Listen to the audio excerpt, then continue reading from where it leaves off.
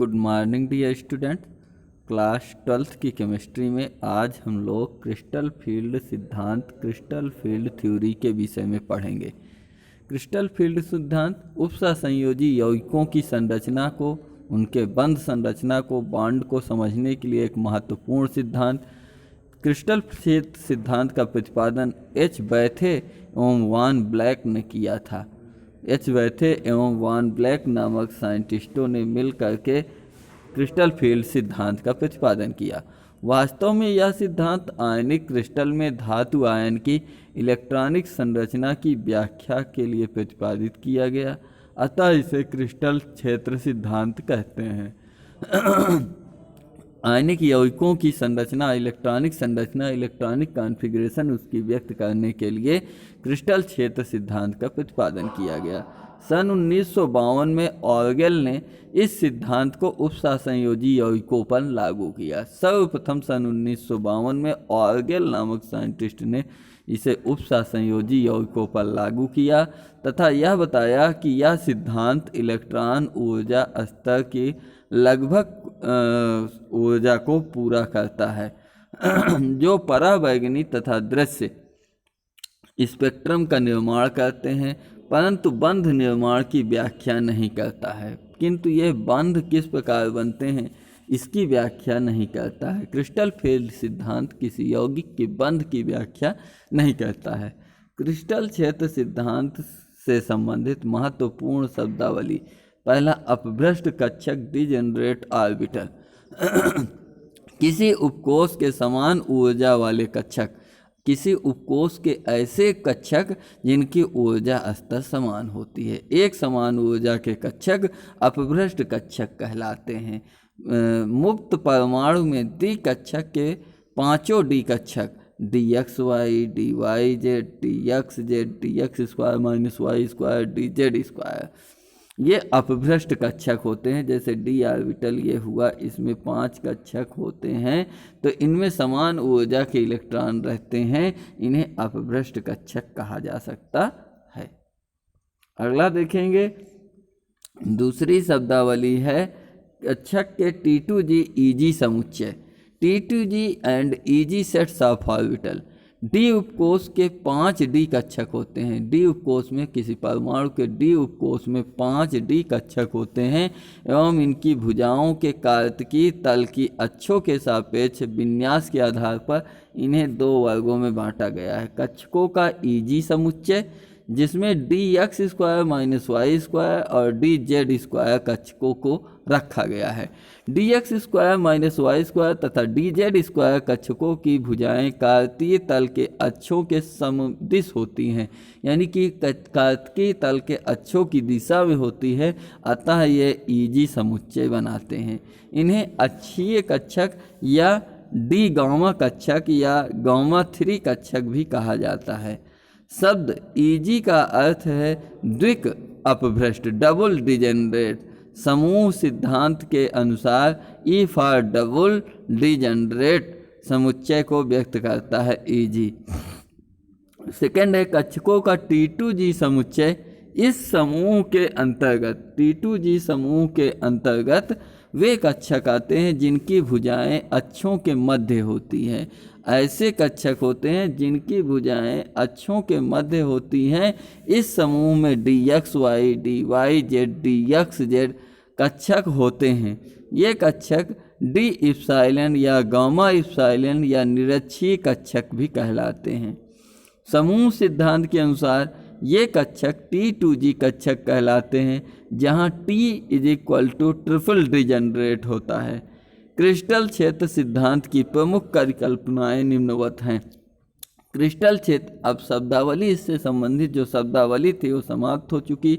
अब हम लोग क्रिस्टल फील्ड सिद्धांत की प्रमुख परिकल्पनाएं, हाइपोथेसिस इसकी क्या थी, किसके आधार पर क्रिस्टल फील्ड सिद्धांत को हम समझ सकते हैं। पहला है, संकुल में केंद्रीय धातु परमाणु ऑब्लिक आयन लिगैंड द्वारा घिरा होता है। किसी क्रिस्टल संकुल में या उपसंयोजी यौगिक में परमाणु या आयन लिगैंडों के द्वारा ऋणावेशित, धनावेशित या उदासीन लिगैंड के द्वारा घिरा होता है, जिसमें एक या अधिक एकाकी इलेक्ट्रॉन युग्म होते हैं। आगे देखते हैं, सेकंड नंबर है इसका ऋणावेशित लिगैंड। ऋणावेशित लिगैंड ऋणात्मक बिंदु आवेश माने जाते हैं, जबकि उदासीन लिगैंड बिंदु द्विध्रुव माने जाते हैं। इस सिद्धांत के अनुसार उदासीन लिगैंड द्विध्रुवीय होते हैं। उदासीन लिगैंड का ऋणावेशित सिरा धातु ऋणायन की ओर स्थित होता है, धातु के ऋणायन की ओर स्थित होता है। थर्ड नंबर देखेंगे, धातु आयन एवं लिगैंड के मध्य अंतःक्रिया होती है। धातु आयन परस्पर लिगैंडों के साथ अंतःक्रिया करते हैं और क्रिया पूर्णतः स्थिर वैद्युत स्थैतिक होती है। क्रिस्टल क्षेत्र के अनुसार इलेक्ट्रॉन धातु आयन के ऑर्बिटलों में प्रवेश नहीं करते, अतः धातु आयन एवं लिगैंड के इलेक्ट्रॉनों का मिश्रण अथवा साझा नहीं होता। फोर्थ नंबर, किसी विलगित गैसीय धातु परमाणु आवलिक आयन में 5d कक्षकों की ऊर्जा समान होती है। किसी अलग गैसीय परमाणु आवलिक आयन में d कक्षकों की ऊर्जा 5 d कक्षकों की ऊर्जा समान होती है तथा यह अपभ्रष्ट होते हैं, समान ऊर्जा के होते हैं। यह अपभ्रष्ट अवस्था तब तक बनी रहती है जब तक कि धातु परमाणु आवलिक आयन सममित क्षेत्र द्वारा घिरा रहता है। एक समान क्षेत्र से ये घिरे रहते हैं तब तक उनका एक समान व्यवस्था रहती है।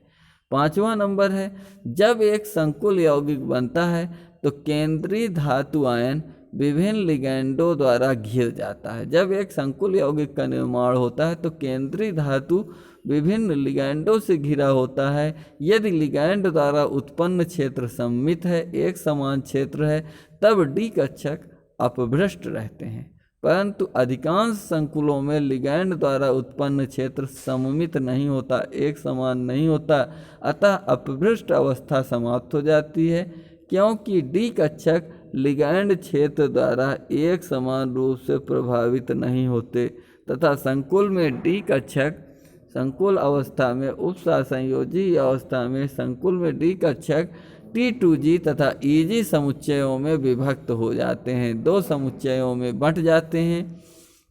लिगैंडों के असममित वैद्युत क्षेत्र के प्रभाव में अपभ्रष्ट कक्षक का T2G और EG समुच्चयों में विभक्त होना डी स्प्लिटिंग या विपाटन कहलाता है।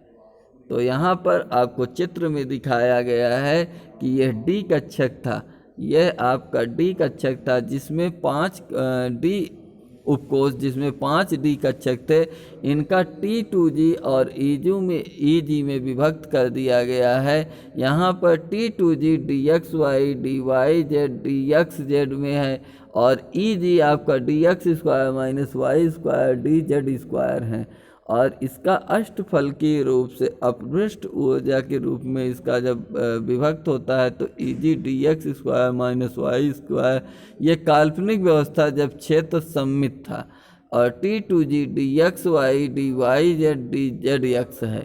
तो इस प्रकार अपभ्रष्ट कक्षा मुक्त परमाणु अथवा आयन के रूप में विभक्त है।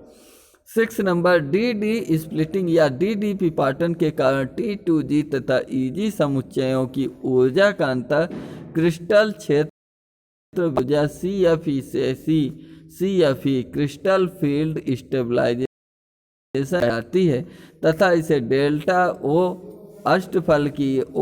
अष्टफलकीय तथा डेल्टा T चतुष्फलकीय टेट्राहेड्रल से प्रदर्शित करते हैं। किसी धातु आयन की क्रिस्टल क्षेत्र विपाटन ऊर्जा का मान संकुल की ज्यामिति पर निर्भर करती है और किसी आयन के लिए धातु आयन के डेल्टा T = 4/9 × डेल्टा O होता है। अगला लास्ट, क्रिस्टल क्षेत्र सिद्धांत की सीमाएं। Crystal field theory, limitation of crystal field theory. Crystal क्षेत्र सिद्धांत की प्रमुख सीमाएं निम्नवत हैं। क्रिस्टल फील्ड सिद्धांत एक उपसंयोजी यौगिकों की व्याख्या करने का एक महत्वपूर्ण सिद्धांत रहा, किंतु इसकी प्रमुख सीमाएं निम्नवत हैं। पहली इसकी सीमा है, लिगैंड को बिंदु आवेश मानना सही नहीं है। लिगैंड जो लिगैंड के रूप में है, चाहे धनावेशित, उदासीन या ऋणावेशित लिगैंड को बिंदु आवेश नहीं माना जा सकता। यदि यह तथ्य सही है तो ऋणावेशित लिगैंड उदासीन लिगैंड से प्रबल होना चाहिए। ऋणावेशित लिगैंड को उदासीन लिगैंड की अपेक्षा अधिक शक्तिशाली होना चाहिए, परंतु OH माइनस या OH जो ऋणावेशित लिगैंड है यह NH3 तथा H2O अमोनिया और जल जो उदासीन लिगैंड है इनसे दुर्बल लिगैंड है। सेकेंड नंबर है वैद्युत स्थैतिक अंतःक्रिया पर आधारित है। वैद्युत स्थैतिक क्रिया अंतःक्रिया पर आधारित है, परंतु धातु अवस्था वाले संकरों में यह कल्पना व्यर्थ सिद्ध होती है, क्योंकि वह ससंयोजी बंद होना चाहिए। थर्ड है CFT में क्रिस्टल फील्ड थ्योरी में केवल धातु के dd कक्षकों की गणना की गई है, अन्य कक्षकों को महत्वहीन माना गया है। S P तथा F कक्षक को महत्वहीन माना गया है।